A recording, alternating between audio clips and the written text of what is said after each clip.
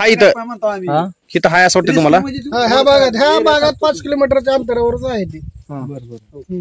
फक्त ह्या भागातील जे नागरिक आहेत आणि लहान मुलं आणि 50 वर्षाच्या पुढील जे वयस्कर हे आहेत त्यांना सांभाळायचंय.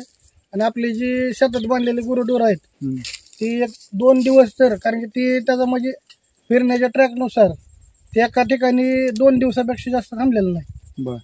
कारण की ज्या भागाकडनं ते आलाय का तर 2-2 दिवसाचं जास्त मुक्काम त्यानं इडशी डिमऱ्यावर तिथं वन्यजीव असल्यामुळे तिथं केलेलं आहे. त्यानं जिथं मनुष्य वस्ती आहे तिथं ती जास्त काळ थांबत नाही.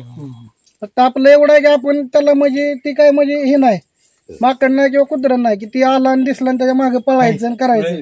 कारण की ते हिस्ट्रीमध्ये मोडतंय. आपल्यापेक्षा त्याचं वजन डबल आहे. आपण जरी 90-75 जरी असलं तरी त्याचं 150 ते 1.25 किलो वजन आहे. त्यामुळे ते आपल्यापेक्षा किती ताकदवर आहे.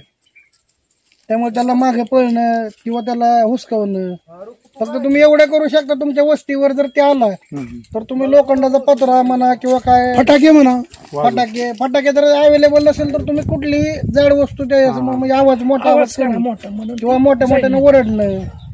आणि शेतात जाताना शक्यतो आता इथल्या भागात तर 4-5 जण मिळून बांधावरची जरी तुमची भांडणं असली तरी ती मिटवा आणि वाघ जवळ आहे त्यावर एकोप्यानं राहा एवढं मी सांगतो. बरोबर आहे.